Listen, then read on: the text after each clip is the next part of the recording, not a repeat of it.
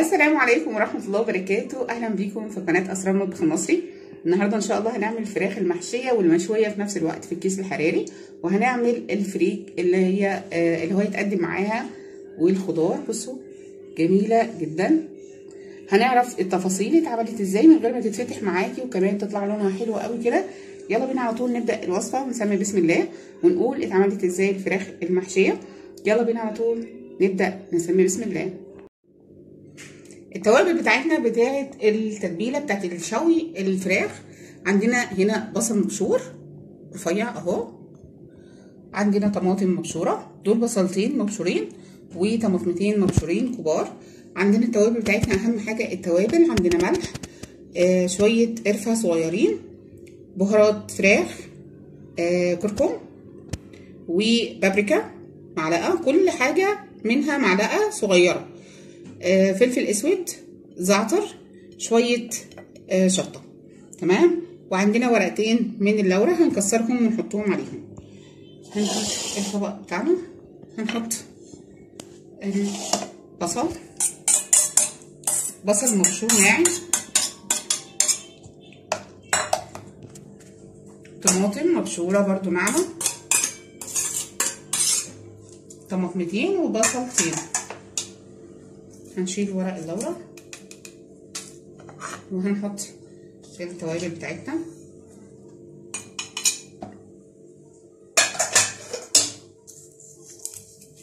عندي ورق اللورة هكسره بس كده عشان يخش مع التتبيله.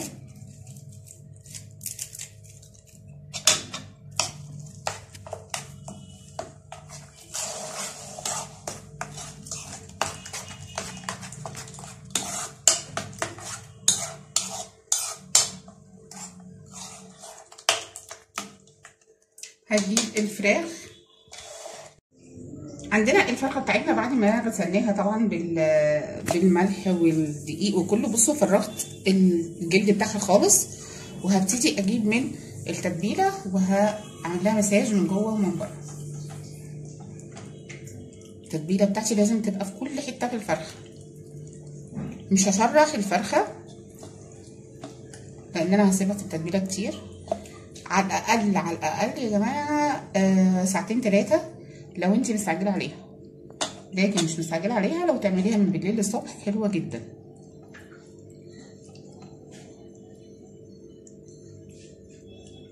تمام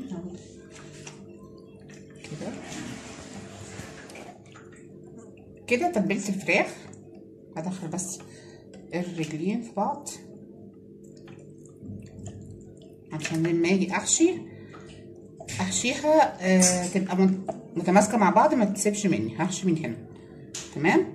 ولما اجي اسيبها في التلاجة هسيبها على الظهر على كده، علشان الصدر بتاعنا طبعا بياخد التتبيله اكتر واللحم بتاعه كتير، فلازم نقلبها على وشها كده في التلاجة. هسيبها لمدة ساعتين 3 وبعد كده نرجع هنشوف هنعمل فيها ايه من جوه. هنحشي طبعا فريك، هنعمل الحشوة مع بعض بتاعت الفريك. اول حاجة عندنا حلة على النار هنحط فيها سمنة، كمية حلوة من السمنة.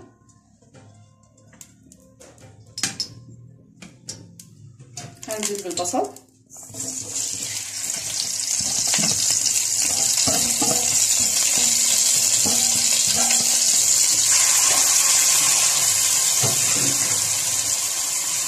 بصلتين كبار،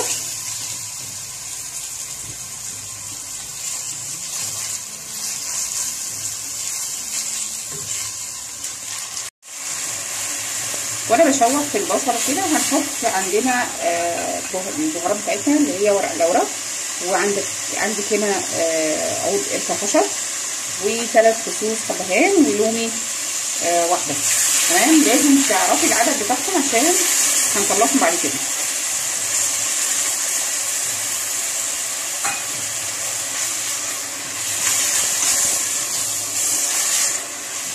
نشوح مع البصل عشان تدي ريحه وطعم للفريك بتاعنا، يبقى طعم مختلف خالص عن اللي بنعمل بيه.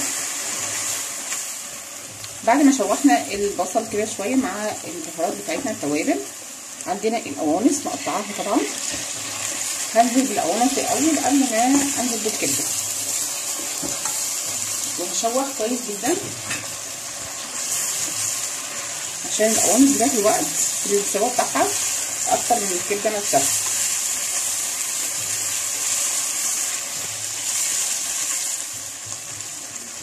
بعد ما شوحت القوانص كده مع بعض، لازم هديها شويه ميه صغيرين عشان تستوي شويه قبل ما احط الكبده.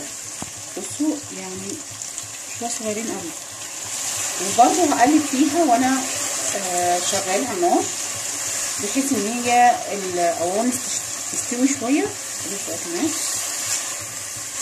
قبل ما نحط الكبده بتاعتنا، لان الكبده مش هتاخد سوا خالص علشان تكون مستويه مع الفريك والكبده وتكون السوا بتاعها مظبوط.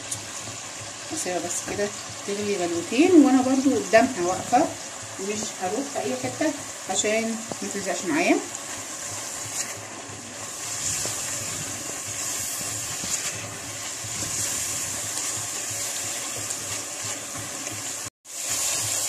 كده شوحنا القوانص، هنزل عليهم بالكبده.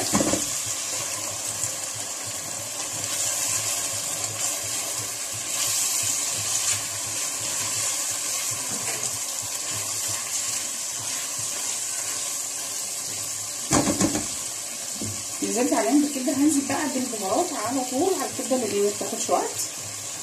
عندي نص معلقه من الفلفل الاسود،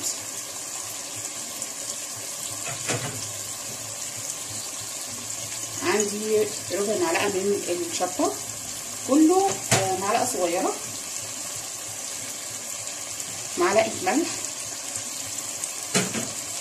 نص معلقه من بهارات الفراخ، مكعب مرق.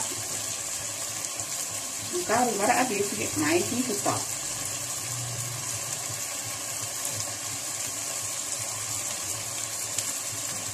نزله كده وهقلب بقى واشوح البهارات بتاعتي مع الكبده والقوانص قبل ما انزل الفريك عليها. لازم تتشوح كويس جدا عشان تاخد الطعم من التتبيله وكمان من البهارات.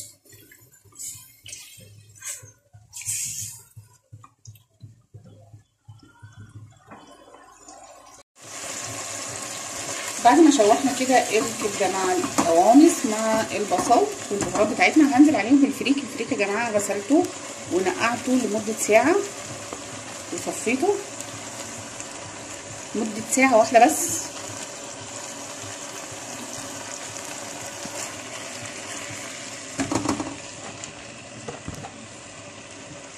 ده نص كيلو فريك.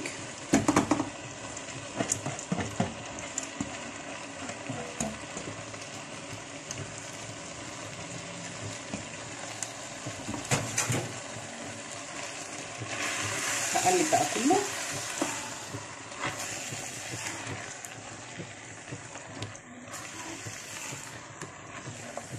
هشوح الفريك خالص زي ما احنا بنشوح الرز لحد ما ينشف خالص معايا الميه بتاعته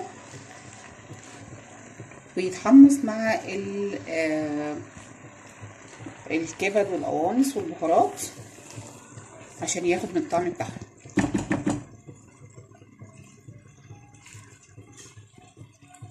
برضو النار ما تكونش عاليه من تحت عشان يستوي براحته وينشف براحته.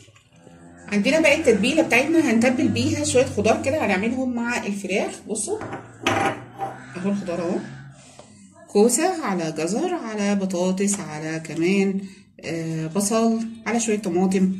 بصوا الخضار اللي عندي كامليه اهو، ادي بطاطس وجزر وكوسه وبصل وطماطم. عندنا التتبيله هنحط عليها معلقه كبيره من الصلصه،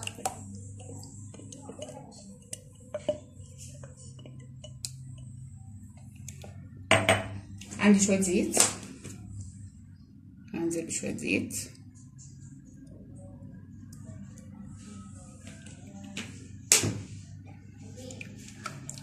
هقلبهم مع بعض.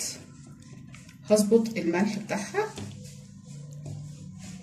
علشان احنا طبعا الملح حطينا شويه مش كتير قوي في الفراخ، عشان احنا مملحين الفراخ من الاول. فهزود ملح على الخلطه دي. عندي معلقه صغيره من الملح.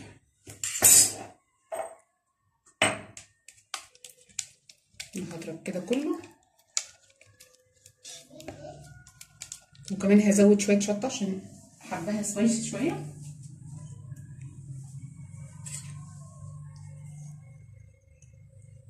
اهو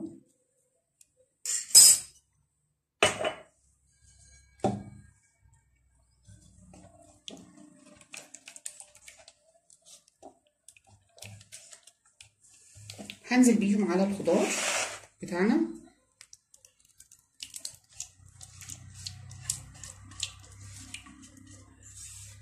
هقلب واسيب برضو الخضار يتشرب من التتبيله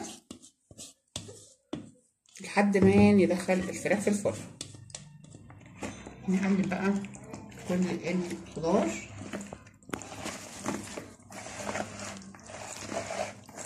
برضو هيخش مع الفراخ. ريحته تجنن، ريحته حلوه قوي.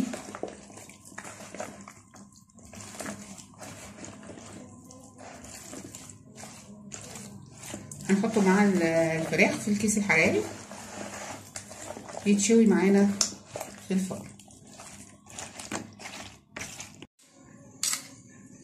كده الفرخه بتاعتنا ابتدينا نحشيها بالفريك اللي احنا شلناه. تحت الجلد هحط شويه صغيرين مش كتير.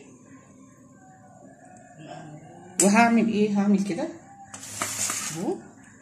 هوزع الحشو اللي انا حطيته على الفرخه كلها، بحيث ان انا ادي براح للفريك لما يجي يستوي من جواها ما يبقاش مكتوم ويفرقع معايا الجلد، لان دي فراخ بيضه مش بلدي. البلدي تستحمل شويه. هنبتدي بقى نحشي من جوه. بصوا التتبيله بتاعتها واخده كل حاجه من جوه.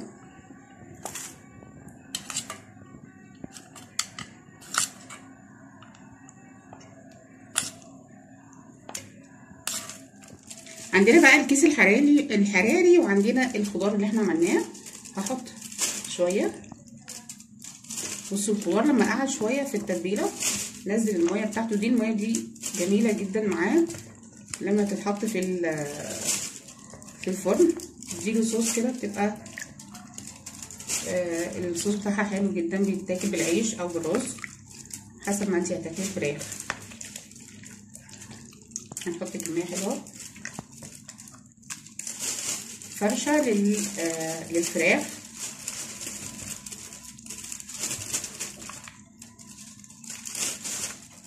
كده الفرخه حطيناها بعد ما حطينا الخضار بتاعنا.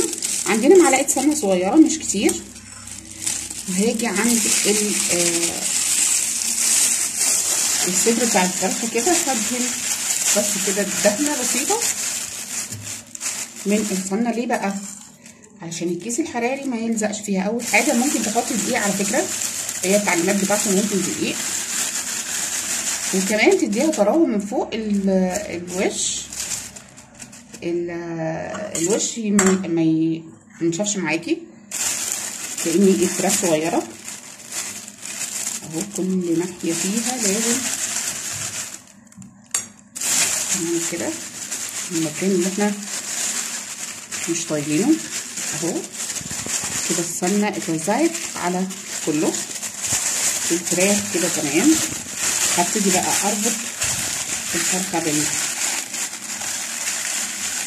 بالرباط بتاعها اللي جاي مع الكيس كده. ربطناها بالرباط بتاعها اللي جاي مع الكيس.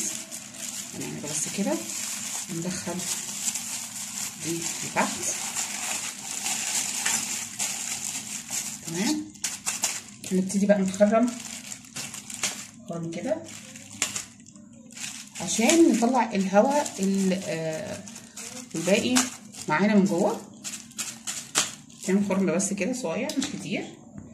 عندنا كوبايه ميه سخنه هنحطها في الارضيه عشان تستوي معايا الفرخه. مش هحط كتير عشان طبعا الخضار من جوه فيه ميه، في الصوص بتاعه نزل الميه بتاعته، فمش عايزاها تبقى صيصه قوي. هنحطها بقى في الفرن ونشوف بقى الشكل بتاعها النهائي هيبقى عامل ازاي. دي بقى الفرخه بتاعتنا بعد ما طلعت. بصوا بقى الجمال بتاعها عامل ازاي، الفرخه بالخضار بكمان الفريك اللي احنا عملناه معاها، حشينا منها الفرخه وكمان عملناه جنبها. يا رب يكون نال اعجابكم الفيديو بتاع النهارده، واستنوني فيديوهات احلى واحلى ان شاء الله، واترككم في رعايه الله. بس ما تنسوش لايك وشير للفيديو، وننزل نفعل الجرس عشان يوصلكم كل جديد من عندي. والسلام عليكم ورحمه الله وبركاته.